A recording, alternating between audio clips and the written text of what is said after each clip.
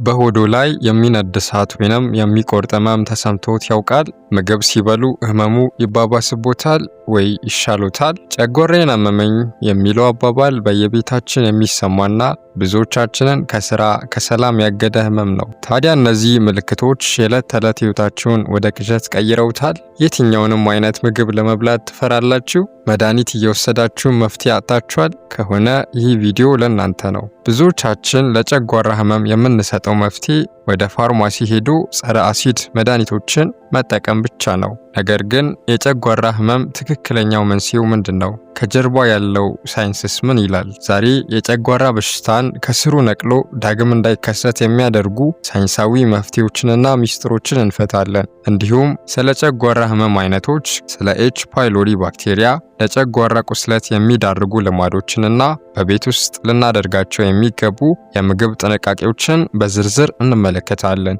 ይህ ቪዲዮ የህይወታችሁን ጥራት የሚቀይር አዲስ ምዕራፍ ይከፍታል። እስከ መጨረሻው አብራችሁን ከቆያችሁ የጨጓራ በሽታን ለዘላለም የምትሰናበቱበትን መንገድ አብረን እንፈልጋለን። ሰላም ጤና ይስጥልኝ የተወደዳችሁ የቻናሌ ቤተሰቦች እንደምን ከርማችኋል? ዛሬም ለእናንተ ይጠቅማል ብዬ ያልኩትን የጤና ትምህርት ይዤላችሁ የቀረብኩ ሲሆን ቪዲዮውን ላይክ፣ ሼር፣ ቻናሉን ደግሞ ሰብስክራይብ በማድረግ የጤና ባለቤት ይሁኑ። አዘጋጅቼ የማቀርብላችሁ ክሊኒካል ፋርማሲስት እውቀት ነኝ። ጨጓራ ምንድነው? ህመሙስ እንዴት ይፈጠራል? በመጀመሪያ ጠላታችንን እንወቅ። የጨጓራ በሽታ ስንል ብዙ ነገሮችን ሊያመለክት ይችላል። ጨጓራችን ምግብን ለመፍጨት ሃይድሮክሎሪክ አሲድ የተባለ በጣም ጠንካራ አሲድ ያመነጫል። ይህ አሲድ ብረትን እንኳ የማቅለጥ አቅም አለው። ታዲያ ይህ አሲድ ራሱን ጨጓራውን የማይበላው ምክንያት ለምን ይመስላችኋል? ጨጓራችን በውስጠኛው ግድግዳ ላይ ሙከስ የተባለ የሚለጠጥ መከላከያ ሽፋን አለው። ይህ ሽፋን አሲዱ የጨጓራውን ግድግዳ እንዳይነካው ይጠብቀዋል። የጨጓራ ህመም የሚፈጠረው ይህ መከላከያ ሽፋን ሲሳሳ ወይንም ሲጎዳ እና አሲዱ የጨጓራውን ግድግዳ ማቃጠል ሲጀምር ነው። ይህ ሁኔታ ካልታከመ ደግሞ ወደ ጨጓራ ቁስለት ያድጋል። ይህ ማለት በግድግዳው ላይ ትንንሽ ቀዳዳዎች መፈጠር ማለት ነው። የጨጓራ ህመም አይነቶችን ስንመለከት የጨጓራ መቆጣት የምንለው በህክምና አጠራሩ ጋስትራይተስ የጨጓራ ግድግዳ መቆጣት ሲሆን በህመም በማቅለሽለሽ እንዲሁም የምግብ ፍላጎትን በማሳጣት ይታወቃል። ሌላኛው የጨጓራ ቁስለት የምንለው በህክምና አጠራሩ ፔፕቲክ አልሰር፣ ይህ ደግሞ የጨጓራ ወይንም የትንሿ አንጀት ግድግዳ ላይ የሚፈጠር ቁስለት ነው። ሌላኛው ደግሞ በህክምና አጠራሩ ጃርድ ወይንም ጋስትሮ ኢሶፋጂያል ሪፍሌክስ ዲዚዝ የምንለው የጨጓራ አሲድ ወደ ጎሮሮ ሲመለስ የሚከሰት የጨጓራ ህመም አይነት ነው። የጨጓራ ህመም በድንገት የሚመጣ አይደለም። ታዲያ ዋና ዋና መንስኤዎቹ ምንድናቸው? በዋነኛነት የኤች ፓይሎሪ ባክቴሪያ። ይህ ባክቴሪያ በዓለም አቀፍ ደረጃ ለጨጓራ ቁስለትና ለካንሰር ዋነኛ መንስኤ ነው። ይህ ባክቴሪያ በቆሸሸ ውሃና ምግብ አማካኝነት ወደ ሰውነታችን ይገባና የጨጓራውን የመከላከያ ግድግዳ ይበላዋል። በ2005 ማርሻል እና ሮቢን ለኤች ፓይሎሪ ግኝታቸው የኖቤል ሽልማት አግኝተዋል። ይህ ባክቴሪያ አንቲባዮቲክስ በመጠቀም ሊታከም እንደሚችል አሳይተዋል። ሌላኛው የህመም ማስታገሻ መድኃኒቶች። ብዙዎቻችን ራስ ምታት ወይንም የሰውነት ህመም ሲሰማን የምንወስዳቸው እንደ ዳይክሎፌናክ፣ አይቡፕሮፊን እና አስፕሪን ያሉ መድኃኒቶችን አዘውትረን ስንወስድ የጨጓራ ግድግዳ እንደሚያዳክሙ ሳይንሱ ያረጋግጣል። ጭንቀት። ከባድ ስነ ልቦናዊ ጭንቀት የአሲድ ምርትን በመጨመር ለጨጓራ ህመም ይዳርጋል። የህመም ማስታገሻ መድኃኒቶች። ብዙዎቻችን ራስ ምታት ወይንም የሰውነት ህመም ሲሰማን የምንወስዳቸው እንደ ዳይክሎፌናክ፣ አይቡፕሮፊን እና እንዲሁም አስፕሪን ያሉ መድኃኒቶችን አዘውትረን ስንወስድ የጨጓራ ግድግዳን ያዳክማሉ። ጭንቀት። ከባድ ስነ ልቦናዊ ጭንቀት የአሲድ ምርትን በመጨመር ለጨጓራ ህመም ይዳርጋል። አልኮል እና ሲጋራ። አልኮል የጨጓራን ግድግዳ ይደበልባል። ሲጋራ ደግሞ የጨጓራ ቁስለት በፍጥነት እንዳይድን ያደርጋል። የአመጋገብ ስህተቶች። ቅመም የበዛባቸው አሲዳማና ስብ የበዛባቸው ምግቦች ለጨጓራ ህመም ከሚዳርጉን ምክንያቶች ዋነኛዎቹ ናቸው። ታዲያ የጨጓራ ህመም እንዳለብዎ በምን ያውቃሉ? ምልክቶቹ ከሰው ሰው ሊለያዩ ይችላሉ።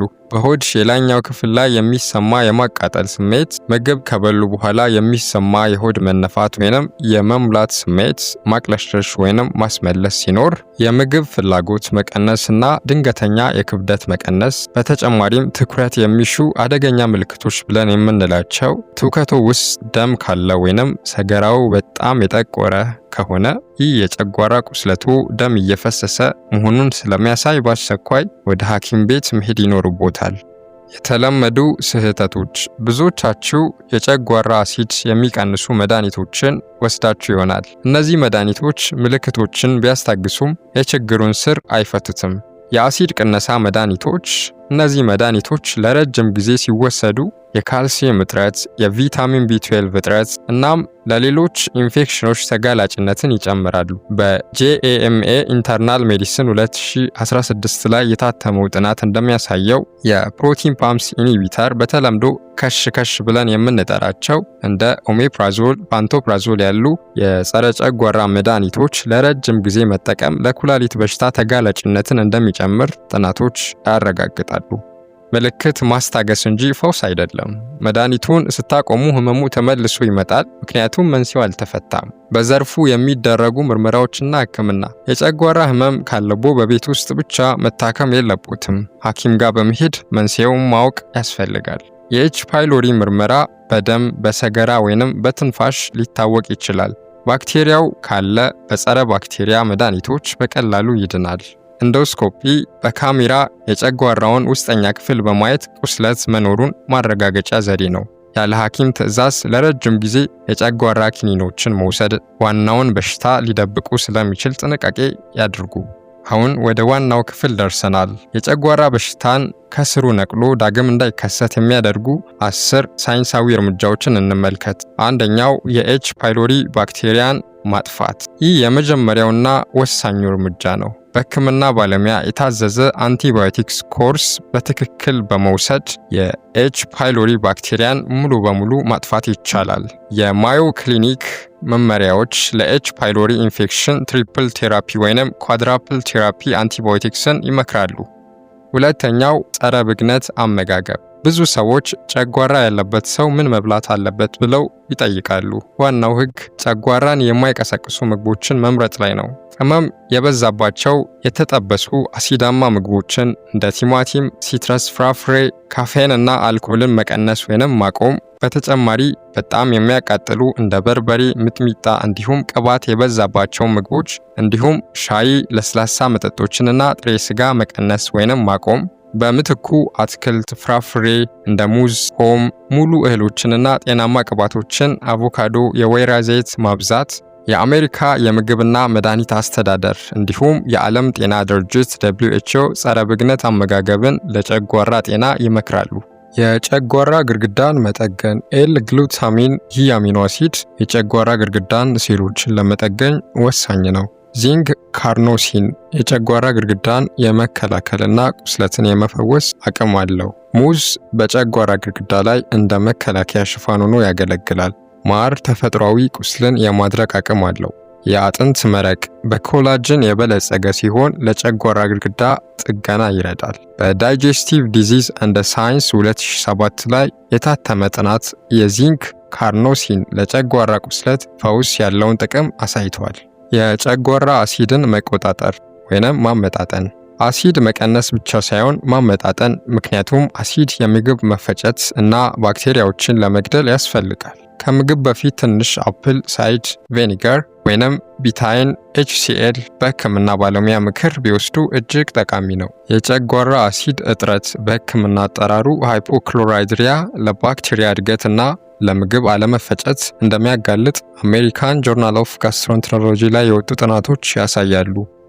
ፕሮባዮቲክስ እና ፕሪባዮቲክስ። ጤናማ የአንጀት ባክቴሪያ ሚዛን ለጨጓራ ጤና ወሳኝ ነው። ፕሪባዮቲክስ የምንላቸው የሆድ ዕቃ ጤናን የሚጠብቁ ሕይወት ያላቸው ባክቴሪያዎች ማለት ሲሆን የእነዚህም ባክቴሪያዎች መገኛ መፍላት ባህሪ ያላቸው ምግቦች ሲሆኑ እንደ ወተት፣ እርጎ፣ አሬራ፣ አጓት እንዲሁም ሻሚታ፣ ቃሬቦ የመሳሰሉ ምግቦች ነው። ፕሪባዮቲክስ የምንላቸው ደግሞ በፋይበር በበለጸጉ ምግቦች ውስጥ የሚገኝ ሲሆን የአንጀታችንን ጤና ለሚጠብቁ ሕይወት ላላቸው ባክቴሪያዎች ምግብ ሆነው ያገለግላሉ። ፕሪባዮቲክስ ይዘት ያላቸው ምግቦች የምንላቸው ነጭ ሽንኩርት፣ ሙዝ፣ ዝንጅብል፣ አጃ፣ ሽምብራ፣ ምስር፣ አፕል፣ ገብስ፣ በቆሎና ስንዴ የመሳሰሉት ናቸው። በወርልድ ጆርናል ኦፍ ጋስትሮንትሮሎጂ 2014 ላይ የታተመ ሜታ ትንተና ፕሮባዮቲክስ የኤች ፓይሎሪ ሕክምናን ውጤታማነት እንደሚያሳድግ አረጋግጠዋል። ጭንቀትን መቆጣጠር። ጭንቀት የጨጓራ በሽታን የሚያባብስ ዋነኛ ምክንያት ነው። ስለዚህም እንደ ጸሎት፣ ዮጋ፣ ማሰላሰል ወይንም ሜዲቴሽን፣ ጥልቅ የትንፋሽ ልምምዶችን እና በቂ እንቅልፍ በማግኘት ጭንቀትን እንድንቆጣጠር ከሚያስችሉ መንገዶች ዋነኛዎቹ ናቸው። የአሜሪካ የስነ ልቦና ማህበር ጭንቀት በጨጓራና በአንጀት ስርዓት ላይ ከፍተኛ ተጽዕኖ እንደሚያሳድር ይገልጻል። ስለዚህ እባካችሁ ጭንቀት ካለባችሁ ጭንቀታችሁን መቆጣጠር ይኖርባችኋል። ትክክለኛ የምግብ አወሳሰድ ልማዶች በጥርፊያ አለመብላት፣ ምግብን በደንብ ማኘክ፣ በትንሽ መጠን በተደጋጋሚ መመገብ ለአንጀት ጤና እጅግ ጠቃሚ ነው። እንዲሁም ከመተኛት ቢያንስ 3 ሰዓት በፊት አለመብላት የምግብ መፈጨት ስርዓታችንን ጤናማ እንዲሆን ያደርጋል። የእጽዋት መድኃኒቶች ዝንጅብል ማቅለሽለሽን ይቀንሳል። አሎቬራ ጸረ ብግነትና ቁስለት ፈዋሽ በመባል ይታወቃል። ሊኮሬስ ወይንም ድንገተኛ ብለን በተለምዶ የምንጠራው የጨጓራ ግድግዳን ይከላከላል። እንዲሁም ጥናቶች እንደሚያሳዩት የጥሬ ጎመን ጭማቂ የጨጓራ ቁስለትን በፍጥነት ለማዳን ይረዳል። በብሪቲሽ ሜዲካል ጆርናል ላይ የታተመው ጥናት ዝንጅብል ማቅለሽለሽን በመቀነስ ያለውን ውጤታማነት አሳይቷል። በቂ ውሃ መጠጣት። ውሃ የምግብ መፈጨትን ያግዛል እናም የጨጓራ ግድግዳን ይከላከላል።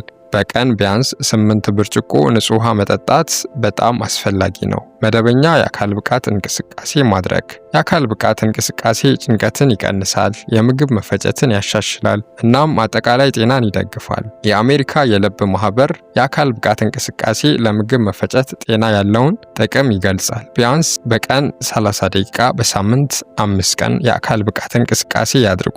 እነዚህ 10 እርምጃዎች የህይወታችሁን ጥራት ከፍ ለማድረግ ይረዳሉ። ለማጠቃለል ያህል የጨጓራ ህመም በአመጋገብ ስርዓታችንና በንጽህና አጠባበቃችንና እንዲሁም በምንወስዳቸው መድኃኒቶች ላይ የተመሰረተ ነው። ታዲያ የጨጓራ በሽታን ለዘላለም ለመፈወስ ቁልፉ የችግሩን ስር ማወቅና ዘላቂ አኗኗር ዘይቤ ለውጦችን ማድረግ ነው። ባክቴሪያውን በመከላከል ጭንቀትን በመቀነስና ጤናማ ምግቦችን በመምረጥ ከጨጓራ ስቃይ መገላገል ይቻላል። ይህ ቪዲዮ ጠቃሚ ሆኖ ካገኙት ለወዳጅ ዘመዶ ሼር ያድርጉ። እናንተ የጨጓራ ህመምን ለመከላከል ምን አይነት ዘዴ ትጠቀማላችሁ? ኮሜንት ላይ ያጋሩ። ለቻናላችን አዲስ ከሆናችሁ ሰብስክራይብ በማድረግ ቤተሰቡ ነው። በሚቀጥለው ቪዲዮ እስክንገናኝ ሁሌም ጤናማ ህይወት ይኑሩ።